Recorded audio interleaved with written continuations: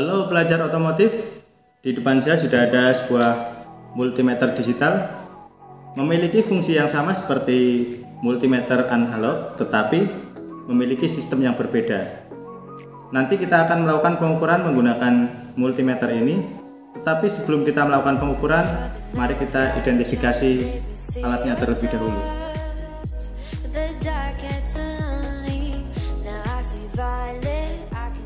Ini adalah sebuah multimeter digitalnya ya, memiliki penutup seperti ini. Kita buka terlebih dahulu. Pasangan itu belakang.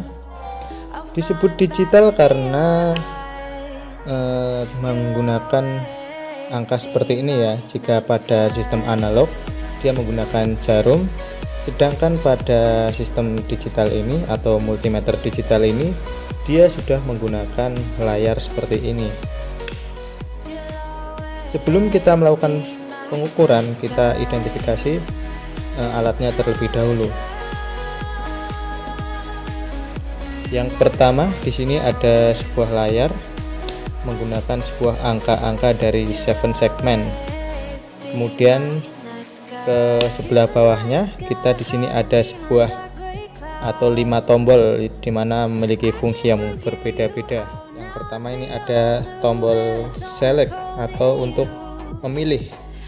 Nah, kita lihat misalkan pada voltmeter, maka ini fungsi select adalah untuk memilih yaitu tegangan AC atau DC yang diukur. Jadi menggunakan alat ini seperti itu. Kemudian ring atau jangkauan, jadi kita bisa melihat seperti ini ya. Jadi kita bisa satu angka di belakang 0, 2 angka di belakang 0, atau 3 angka di belakang 0. Berarti semakin titiknya ini semakin ke depan, pengukuran akan semakin teliti, tetapi jangkauannya ringnya juga semakin kecil. Kemudian ini delta, jadi untuk mengukur perbedaan tegangan, misalkan kalau di voltase perbedaan tegangan, kalau di ohm perbedaan hambatan. Kemudian kalau di miliampere dia nanti akan perbedaan ampernya, misalkan di hertz maka perbedaan frekuensi. Volt yaitu untuk menahan saat kita pengukuran. Kemudian ini hertz atau persen yaitu untuk menampilkan, yaitu untuk memilih apakah misalkan ini pengukuran di sini, yaitu untuk menampilkan sebuah frekuensinya menggunakan persen atau hertz. Kemudian di bawahnya lagi ini ada sebuah selektor ya, yang bisa diputar-putar seperti ini. Modelnya adalah putar-putaran.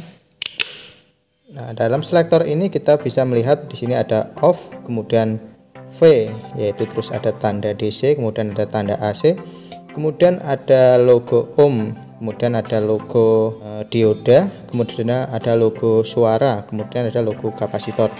Kemudian di sini ada Hz atau hertz atau persen, yaitu frekuensi.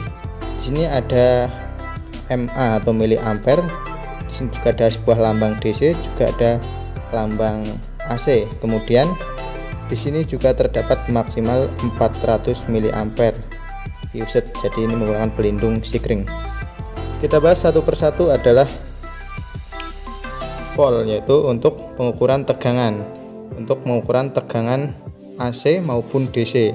Jika seperti ini kita melihat di sini ada sebuah lambang AC, berarti lambang DC maksud saya di sini untuk pengukuran sistem kelistrikan DC, sedangkan tombol select maka dia akan berpindah menjadi tegangan AC, yaitu untuk mengukur tegangan AC seperti yang terjadi pada jaringan kelistrikan rumah tangga. Kemudian tidak perlu dibahas lagi.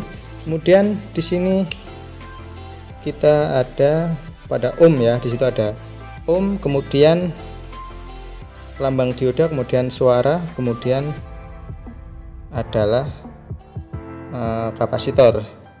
Ya, kemudian di sini kita bisa melihat di sini ada sebuah mega ohm, berarti M-nya besar berarti mega ohm.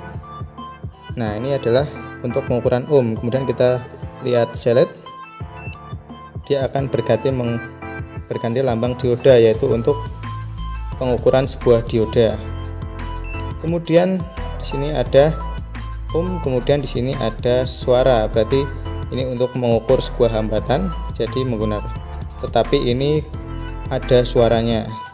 Kemudian ini adalah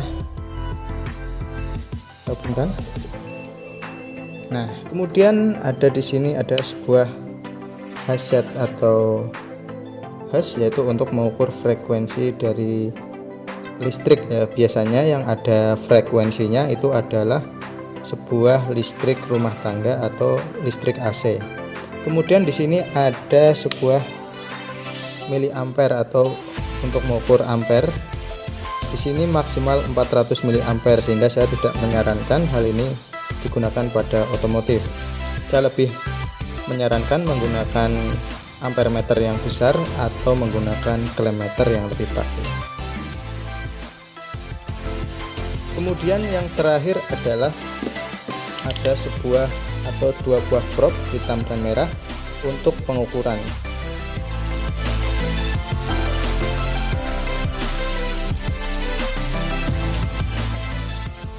Oke, langsung saja kita lakukan percobaan pengukuran. Yang pertama, kita akan melakukan percobaan untuk voltase pada DC ya, atau biasa disebut dengan DCV.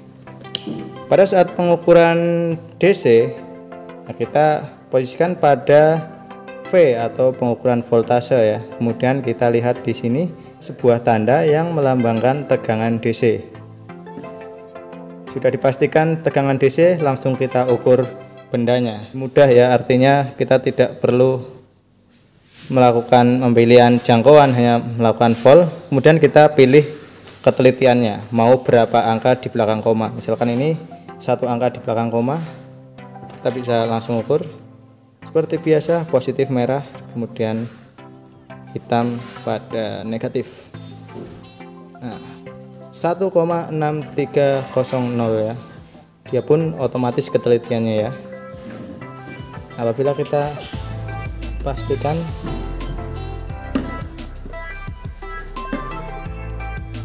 silakan seperti itu, dia akan seperti itu ya. Kemudian ketika kita 2 angka di belakang koma, nah dia juga hanya menampilkan 2 angka di belakang koma, jadi seperti itu. Kemudian langsung saja kita mengukur baterai yang 9 volt. Tidak perlu kita memilih-milih, langsung saja diukur, tidak masalah. Biasa, merah pada positif dan hitam pada negatif. Itulah bagaimana cara pengukuran voltase DC. Bagaimana ketika kita mengukur voltase AC, kita langsung ukur pada stop kontak ini ya. Yang pertama adalah posisikan pada V ya. Kemudian kita lihat di bagian sini. Di sini ada sebuah lambang DC. Kemudian saat pengukuran tegangan AC, kita harus memilih select supaya tandanya berganti menjadi tegangan AC. Nah, di sini kita ada sebuah tanda auto ya, berarti nanti dia akan otomatis memilih ringnya. Jadi kita langsung memasukkan saja, tidak masalah. Langsung mencari dan kita lihat 222,4. Nah, semudah itulah kita menggunakan AVO digital. Kemudian adalah kita melakukan pengukuran ohm atau hambatan. Untuk pengukuran hambatan, maka saya menggunakan speaker ini, kemudian fuse ini, kemudian kapasitor ini, dan satu lagi sebuah dioda. Kita singkirkan. Jadi pertama adalah pengukuran ohm, yaitu ketika kita menggunakan untuk sebagai ohmmeter. Setelah kita ukur ini, langsung saja kita ukur.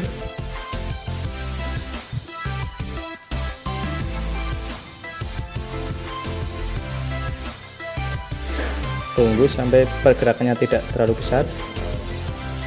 Nah, hasilnya adalah 7,5 ohm.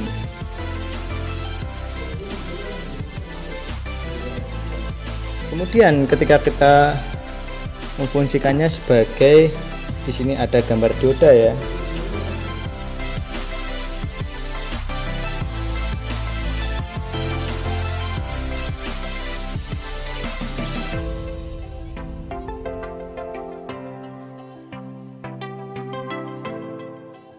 Nah, seperti itu ya. Karena dioda itu adalah sifatnya searah, jadi jika seperti 0 seperti ini 0,4159 volt, maka berarti diodanya masih baik. Kemudian apabila ini digunakan untuk bus, nah ini adalah tanda busnya ya. Nah, kemudian kita fungsikan. Bunyi tersebut adalah bunyi multimeter yang menandakan bahwa sesuatu yang diukur masih terhubung. Selanjutnya adalah pengukuran dari kapasitas kapasitor. Ya, kita pilih select sehingga di situ berubah menjadi mikrofarad, yaitu untuk pengukuran dari kapasitas kapasitor. Langsung kita baca dan hasilnya 28 atau 27,2 atau 1, yaitulah seperti yang tertera di sana. Atau misalkan kita bingung, kita bisa menggunakan menu hold untuk menahannya, yaitu hasilnya adalah 2,608. Yang terakhir adalah pengukuran hertz atau sebuah frekuensi. Pengukuran ini atau pengukuran hertz itu biasanya untuk suatu yang berbentuk gelombang. Jadi dalam listrik rumah tangga atau listrik AC itu adalah berbentuk gelombang, jadi kita bisa mengukur frekuensinya. Biasanya frekuensi pada rumah tangga adalah 50 Hz. Kita lihat, langsung saja kita ukur, masukkan probe-nya ke dalam dan kita langsung baca di situ 49,99 atau mendekati 50 Hz ya.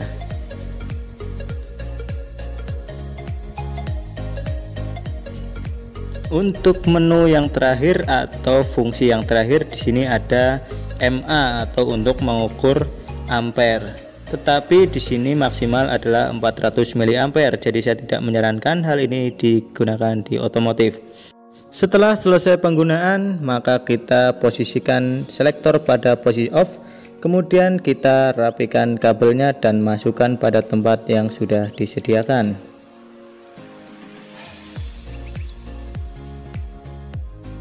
Nah, seperti itu supaya rapi. Kemudian kita tutup menggunakan penutupnya.